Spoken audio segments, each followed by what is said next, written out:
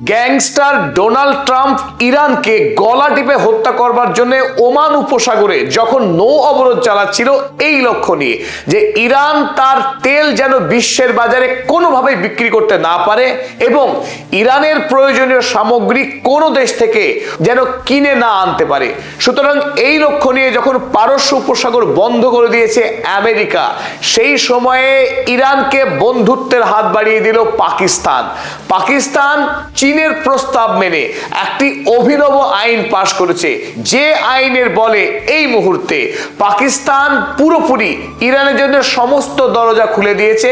তাই আমেরিকার যে অভিপ্সা ছিল যে ইরান অবরুদ্ধ অবস্থায় অর্থনৈতিকভাবে পঙ্গু হয়ে যাবে এবং শেষ পর্যন্ত ডোনাল্ড ট্রাম্পের দেওয়া প্রস্তাবে বাধ্য হবে আলোচনার টেবিলে বসতে এবং আমেরিকার বশ্যতা স্বীকার করতে। ইরান না কোনোদিন হার মেনেছে, না কোনোদিন হার মানবে।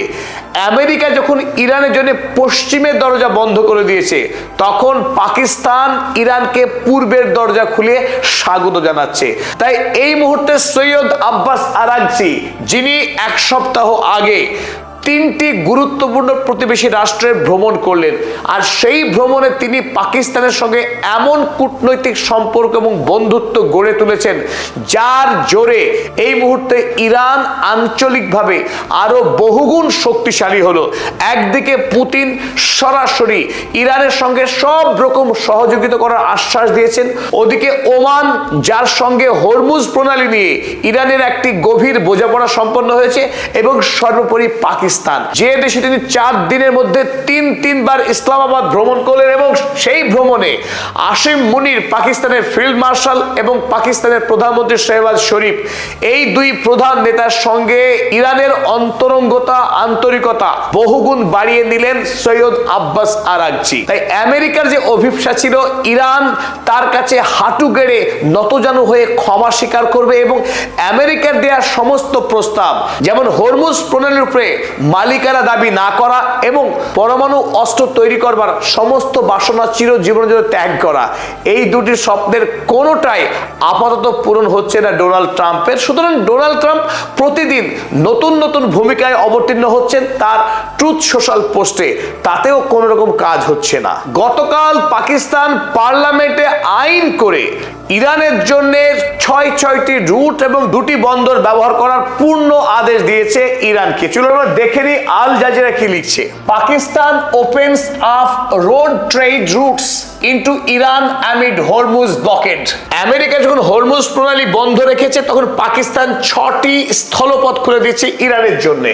অপরদিকে ইন্ডিয়া টুডে, ভারতবর্ষের অত্যন্ত গুরুত্বপূর্ণ সংবাদ সংস্থা, তারাও লিখছে 6 land routes open to Iran. ইরানের জন্য 6টি স্থলপথ ওপেন করলো Pakistan. How Pak thumb its nose at Trump's Hormuz blockade. Pakistan আমেরিকার যে নৌ অবরোধ তাতে নাক ঘুষে দিয়েছে, অর্থাৎ ডোনাল্ড ট্রাম্পকে অবজ্ঞা করে, উপেক্ষা করে এই মুহূর্তে পাকিস্তান ইরানের প্রতি বন্ধুত্ব প্রদর্শন করেছে। এটা অত্যন্ত চমকপ্রদ ব্যাপার। এতদিন ধরে পৃথিবীর মানুষ যখন পাকিস্তানকে বিশ্বাস করে এসছে আমেরিকার গোলাম, আমেরিকার খাঁচার তোতা পাখি, আমেরিকার শেখানো বুলি আওড়েই পাকিস্তান এতদিন টিকে ছিল। সেই পাকিস্তান আজ কোন জাদু বলে আমেরিকাকে উপেক্ষা করে ইরানের প্রতি এত আতিথেয়তা, বন্ধুত্ব প্রদর্শন করছে? আর এই নিয়ে বিশ্ব কিন্তু হতচকিত।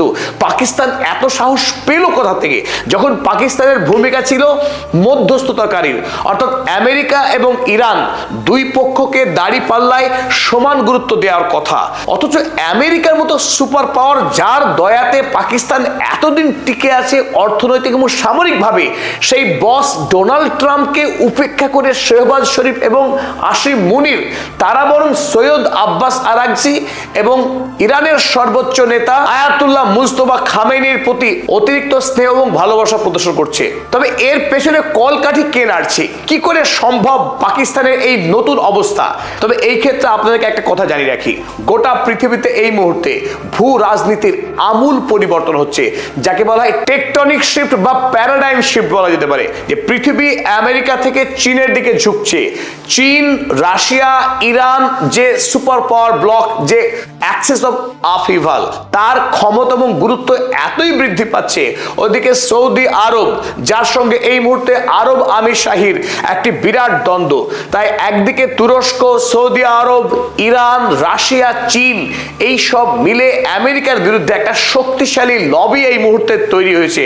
আর সেই লবি এখন পাকিস্তানকে সাহস এবং অর্থ যোগাচ্ছে, তাতে কোনো সন্দেহ নেই। চলুন, এই ক্ষেত্রে চীনের ভূমিকা সবচাইতে অগ্রণী। ইরানের পাশে, ইরানের সত্যিকারের বন্ধু হয়ে এই মুহূর্তে দাঁড়িয়েছে Xi Jinping. Xi Jinping Shehbaz শরীফকে পথ দেখিয়েছেন যে এই ইরানের এই বিপদের দিনে পাকিস্তান যদি বন্ধু হয়ে ইরানের পাশে দাঁড়ায়, তবে আইনের দিক থেকে পাকিস্তানের কোনো ক্ষতি করতে পারবে না ডোনাল্ড ট্রাম্প কিংবা রাষ্ট্রসংঘ। কারণ রাষ্ট্রসংঘের একটি ক্লজ রয়েছে, যে কথা শি জিনপিং জানিয়েছে পাকিস্তানকে, UNCLOS 124।